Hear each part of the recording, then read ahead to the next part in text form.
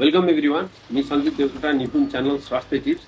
आज मैले यहाँहरूलाई एबर्सन ट्याब्लेट यहाँहरूले यदि खाँदै हुनुहुन्छ र डक्टरहरूको सल्लाहमा यहाँहरूले एबर्सन ट्याब्लेट लिँदै हुनुहुन्छ भने मोस्टली कति समयको यहाँहरूको गर्भ एबर्सन ट्याब्लेटले फाल्दछ भन्ने कुरामा यहाँहरू अझै क्लियर हुनुहुन्न। यहाँहरू लामो समयसम्मको बच्चाहरू पनि एबर्सन ट्याब्लेटले यहाँहरूले फाल्न खोज्नुहुन्छ। त्यसले गर्दाखेरि यसमा सानो भिडियो एउटा क्लियरेन्स यहाँहरूलाई क्लियर पार्नको लागि अझै पनि डाउट छ भने यो कुरालाई ध्यान दिनु होला भन्ने विषयमा यहाँहरूलाई मैले सानो भिडियो लिएर आएको छु। र यो यदि यहाँहरूको महिनावारी कट्यो र महिनावारी कटेपछि मैले बारम्बार भनेछु, एक हप्तासम्म यहाँहरू महिनावारी कटे पनि नहातिनुहोस्। एक हप्ता जनरली महिलाहरूको एक हप्ता महिनावारी कट्नु सक्छ, यो भनेको नर्मल कुरा हो। यदि यसरी महिनावारी यहाँहरूको एक हप्ता कट्यो र एक हप्ता कट्दा पनि यहाँहरूको मिन्स भएन भने यहाँहरूले घरमा पिसाब जाँच्ने ल्याएर यहाँहरूले पिसाब जाँच्न सक्नुहुन्छ। र यसरी पिसाब जाँच्दाखेरि अब प्रिगा न्युज भन्ने डिभाइस जुन छ, यो अब डिभाइसको प्रचार त होइन, तर अलिक बढी इफेक्टिभ भएको कारणले प्रिगा न्युजबाट हेर्दा यहाँहरूलाई अलिक आफ्नो क्लियरिटी बढी हुने भएको कारणले प्रिगा न्युजबाट हेर्न म अलिक रिक्वेस्ट गर्छु एज ए रिकमेन्डको लागि। र यसरी यहाँहरूले हेरिसकेपछि यहाँहरूको एक हप्ता कटेर यसरी गर्दाखेरि एउटा लाइट एकदम हल्का देखिने र एउटा अलिक गाढा देखिने खालको यहाँहरूको रिपोर्ट आयो भने यो चाहिँ सुरुवाती अवस्था हो। कोही फेरि यो अलिअलि मात्र देखिसकेर होइन होला भनेर त्यसमा वास्ता गर्नु न, र पछि लामो समय पछि बल्ल आउनुहुन्छ कि सम्पर्कमा। त्यसले गर्दाखेरि एउटा गाढा एउटा हल्का देखिएको छ भने त्यो यहाँहरूको पोजिटिभै हो, दुइटै गाढा आएको छ भने त त्यो पोजिटिभ हो। त्यस्तो कन्डिसनमा एक हप्ता कटिसकेपछि यहाँहरूले जुन एबर्सन ट्याब्लेट छ, एबर्सन ट्याब्लेटको यहाँलाई थाहा भएकै कुरा हो, एबर्सन ट्याब्लेटभित्र मिफेप्रिस्टोन भन्ने 200 mg र मिजोप्रोस्टोल भन्ने 200 mg हुन्छ। यो यो 5 वटा गोलीमा आउने गर्छ र सुरुमा एक गोली यहाँहरूले खानुपर्ने हुन्छ। सुरुमा डक्टरको सल्लाह अनुसार यहाँहरूले एक गोली खाइसकेपछि अर्को 24 घण्टापछि फेरि एकैपटक 4 गोली पर्ने हुन्छ। यसरी चाहिँ यो 2 थरीको औषधिहरू यहाँहरूले खानुपर्ने हुन्छ।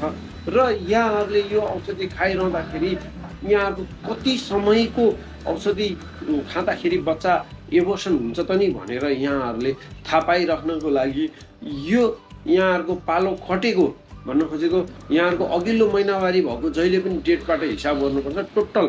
जस्तो फर इक्जाम्पल यहाँहरूको फागुनको 1 गते मिन्स भयो भने चैतको 1 गते यहाँहरूको 1 महिना क्यालकुलेसन हुन्छ। चैतको 1 गते 1 महिना क्यालकुलेसन हुन्छ। अनि त्यसपछि त्यहाँबाट पछाडि अब जति दिन यहाँहरूको बढ्दै गयो, जस्तो एक हप्तामा पिसाब जाँच्नु भयो भने 5 हप्ता भयो भनेको चैतको 1 गते 4 हप्ता भयो होइन। र फेरि एक हप्तापछि यहाँहरूले पिसाब जाँचिसकेपछि 5 हप्ता भयो कि।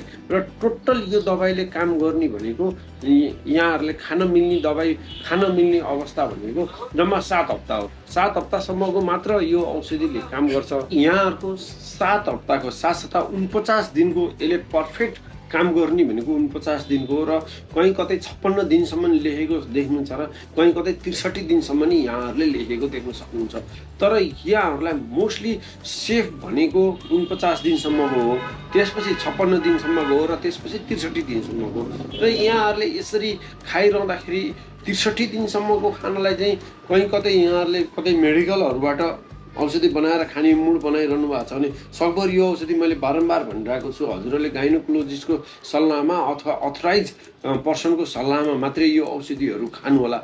यदि खाने यहाँहरूले सल्लाह मेडिकलबाट खाने मुड बनाइरहनु भएको छ भने, नत्र भने यहाँहरूले सकभर यसलाई चाहिँ 49 दिनभित्र यहाँहरू के हुन्छ सम्पर्क भएको डेटको आफ्नो रिलेसन रहेको डेट हिसाब गरेर बस्नुहुन्छ कि यहाँ एकदमै नभएको काम त्यो छ। यहाँहरूले आफ्नो रिलेसन भएको दिनसँग कुनै कन्सल्ट छैन, कुनै मतलबै छैन कि यहाँहरूको महिनावारी कहिले भयो त्यो दिन प्रमुख हुन्छ। कुन दिन महिनावारी भयो त्यस दिनबाटै यहाँहरूको गनिने गर्छ। यहाँहरूले जस्तो कि अब बच्चा पाउने डेट पनि हस्पिटलमा बच्चा पाउने डेट डक्टरले निकाल्नु दिनुहुन्छ भने लास्ट मेन्सुरेसन डेटबाट हिसाब गरेर यहाँहरूलाई निकालेर दिने हो कि त्यसपछि। त्यसले गर्दाखेरि यहाँहरूको सहवास कहिले भयो भन्ने कुरा कुनै प्राथमिकतामा छैन। यहाँहरूको महिनावारी कहिले भयो, महिनावारी भएको डेटदेखि 49 दिन सकभर 49 दिन 35 दिन कटेको हुनु पर्यो, 5 हप्ता घटेको हुनु पर्यो। 5 हप्तापछि 49 दिनभित्र एकदमै यसलाई सुरक्षित सेफ मानिन्छ यो औषधलाई।